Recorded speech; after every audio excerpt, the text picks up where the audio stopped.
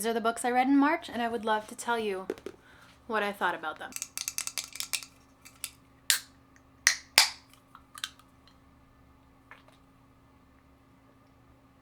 Let's get started. Okay, so first up in March, nope, February. Have I been saying March this whole time?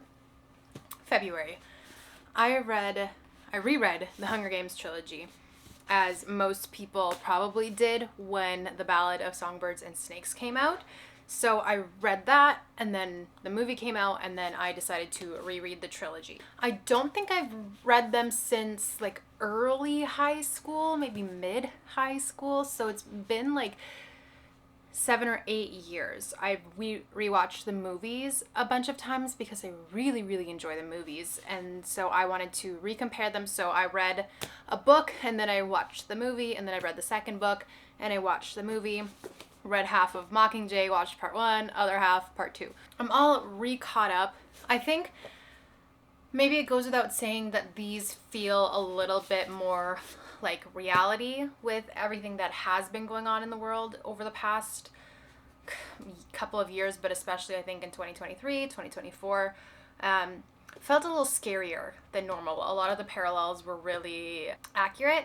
I think Suzanne Collins is such a beautiful writer in the care that she takes to humanize all of her characters, as well as just create this world that is so detailed and so immaculate that, like, reading it the first time, I would have thought, this is such good fiction. This is such a far out ridiculous circumstance that could never come true. So that's what I really like about them, or what I don't really like about them anymore, is that it's like, wow, this is reality. But all of that being said, I reread them. I have been doing about a book a week, which 7 months ago, I was not a reader. I have only gotten back into reading in the last 7 months. I kid you not, like 7-8 years before that, I would not read a single book for an entire year. And now I'm reading about a book a week, depending on how long it is, but that's been my average, and I'm really proud of myself. So I was able to tackle these, I think, actually because of how badly I wanted to reread them, and how, I just wanted to fly through them. I read all of these in about maybe 2 weeks, maybe a little bit more. And what do I have to say? What was interesting with like reading one book at a time and then immediately watching the movie afterward was I was able to compare them so well. What I absolutely loved is, of course, because I hadn't read them since high school, I remembered the movies like so much better because I had rewatched them over time. But there was always like lines in the movies that would stick out to me, or like little plot points that would stick out to me, and I was like, this is incredible. And rereading the books, I realized like nothing was added to the movie, rarely, that wasn't source material. Like, so many of the lines in the movie are line for line what's in the book. So many plot beats, plot points is exactly what's in the book. And it's just, I think it goes to show what an amazing writer Suzanne Collins is because I'm a very empathetic person. I'm a very emotional person, especially when it comes to art and media and things like that, like songs, movies, books. It takes very little to make me cry, and I cry when I talk about things that I'm passionate about. I'm just a very emotional person, and there are so many moments in the movies that like always would like bring me to tears or like make me well up, because I was like, this is incredible. I don't know if it's like Jennifer Lawrence's acting or like what it is, but they would just make me so emotional, and I felt the exact same way rereading these. There were just moments where I would read in the book and I'd be like, that is what is exactly in the movie, and it's incredible that that was source material and not something that was added later, because that's what happens a lot with book to movie adaptations, is there's a lot more room to play around with the screenplay and add things. I really like these. If I had to pick a favorite book from the original trilogy, I know Catching Fire is everybody's favorite, and it's phenomenal. It's phenomenal, but is it my favorite? I think actually, it's so hard. I think actually The Hunger Games might be. I think the first one might be my favorite book. It was just so good. But anyway, I have rattled on enough about The Hunger Games, but it will always be one of my favorite book series, favorite movie series. I think it's just done so well. The next book I read is called You've Reached Sam by Dustin Theo, and this is his debut novel, I believe. or it's his YA debut, so I don't know if he's actually written more before this. It's interesting because like I said, I took a long time off from reading. I was really into reading in middle school and high school, and then after that I just kind of stopped. I remember in 2020 when like lockdowns were starting to happen, I decided to order the first Harry Potter book, and I figured I would just like order them like one by one as I read them because I didn't want to commit. It took me 2 years to read the first Harry Potter book, and then I ordered the second one and I got maybe 2 chapters into it and I just don't care. So it's been a struggle to get back into reading, but majority of what I've been reading is young adult or like teen fiction, even though I'm now like almost 27. So that being said, this was another one that was more of like, it was in not even the young adult, it was in like the 13 and up section, but I'd heard really good things about it online, and so I wanted to read it, and I got through this really quickly. It's a pretty easy read. I would say it's just under 300 pages, so it's a relatively quick read. Also, gorgeous cover, but is this not gorgeous? I'm not a huge fan of book jackets. I don't like them very much. I think the other cover is just stunning, but anyway. Sam and Julie, who are in a relationship in high school, they're in a really small town. They have huge plans to leave and get out of the town and pursue their dreams and their passions together. They're just really in love, which is something I think a lot of young people relate to. And Sam unfortunately passes away I think a couple of months before they're set to graduate and move out and like do all that wonderful stuff together. And by chance, like, this is just really a book about grief and grieving and how do you process it and how do you move on. And by chance, Julie dials his number after he's passed and he picks up.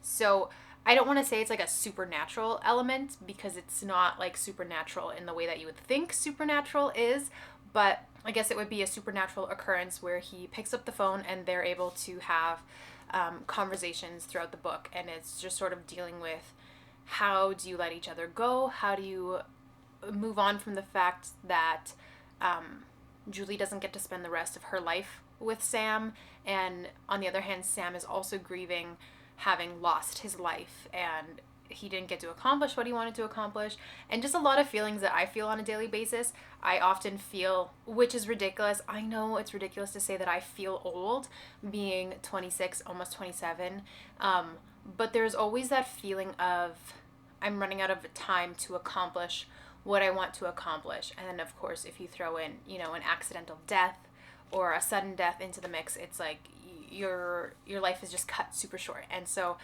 there was a lot of feelings in this. I really enjoyed it. I would say the only downside to this, or the only thing I didn't like about this book, is Sam is a really great character through Julie's memories of him, but oftentimes when they were on the phone together, I just didn't like his attitude. That's really all I'm gonna say. I didn't like this attitude. He was very much like, you have to move on. You have to get past this. And she's like, well, how can I also help you have accomplished things? Like, he has music and stuff, and she's like, I would like to get this produced and published and out there. And he's like, no, don't do that. And it's just, sometimes he's a little snippy, and I feel like these attitudes or these issues can come up with grief, of course, but there was just some moments when I was like, I don't like the way that he's talking to her. That is like literally the only thing I have to say. I thought the ending was really sweet, and overall it's just a quick read. It's an endearing read, and it does deal with a lot of those hard-hitting topics of grief and regret and moving on, and how do you process these things. So I would really recommend this book, actually. It was very good. I enjoyed it. The last book I read in February was All Good People Here by Ashley Flowers, who is the host of the infamous Crime Junkies podcast, which I've been listening to for years. I think this came out, I want to say like 2022 or 2021, so it's not like super new. Copyright 2022. Okay. Wow, did I enjoy this book, but I enjoy true crime and I enjoy mysteries, so if you are into that, You will enjoy this. I think Ashley Flowers is the perfect person to write this kind of book. Obviously, she has lots of experience being the host of Crime Junkies, and I don't know how old the podcast is. It's like years and years old already.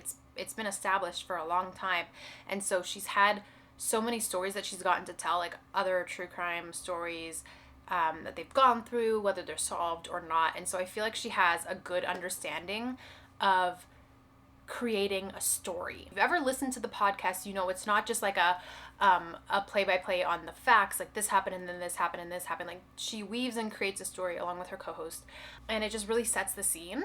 And from the first couple of pages, I was like, this is so detailed and so thorough in setting the scene. I will say it did take a couple of chapters to get into it. I would say maybe like the first 80-90 pages I was just like trucking along, like let's go. And then I think at like page 100 it was just like I couldn't put it down. Like, it hit the fan and it was just going, and I couldn't stop reading it. It was so good. Immediately after I finished it, I went on Goodreads, and I was surprised that a lot of the ratings were quite low, and I think majority of it had to do with the ending. It does end kind of unfinished. It leaves questions. It ends abruptly, which is something that authors do. And whether you like it or not, it's a ballsy thing to commit to. And I think sometimes it works. It happened at the end of Ballad and Songbirds and Snakes, if you're familiar, where you're left wondering what happened to this specific character, this certain character. And the same thing happens in this book, where there's just kind of like, you have unanswered questions. And again, you're either going to love it or you're going to hate it. And I feel like a lot of people didn't like it. And I didn't like it either, but I don't think that negates the rest of the book, the rest of the feelings that I had with the book, because I thought the book was so good. It was a believable story. There were so many twists where I really thought I knew where it was going. I was like, okay. And I thought I was reading between the lines. I was like, oh yeah, it's this character that is so insignificant. I'm like, they did it, or they had something to do with it. And then it would reveal something else and something else. And it was just so good. I really, really enjoyed that about the book. And again, just it's weird to say we're like world building, because it is like a real life kind of book. There's nothing supernatural, dystopian, etc. about it. So, but the world building in the sense of like, this is small town in Indiana, this is the weather, this is what the houses look like, this is what the grass looks like. It was just really good to read, because it felt like I was watching a movie. I've heard this thing where some people like just read the words, right? And then some people imagine a story. And I've always been able to really picture and imagine stories and see the characters, see the setting, how accurate it is. I don't know. I try my best with what's written, but yeah, I don't know. I gave this book a four stars. I thought it was really good. Like, I was gripped from about page 100. The first kind of like roughly 100 pages was like a little bit slow. Things were just barely going. There was a lot of setup, which of course is necessary. So if it feels like a little slow, just keep going. It's going to get so intense so fast, and you're not going to be able to breathe. So that's what I really liked about this book. Okay, so those are the 5 books that I read in February. I'm doing good for March already. I'm almost done my first book of March. I'm filming this on the 3rd, so we're going good. If you guys like hearing me ramble about books, make sure to let me know, because I just like to talk about what I like. So if you like it, then I'm gonna keep doing it. So please make sure you subscribe, and I will see you guys next time. Bye, guys.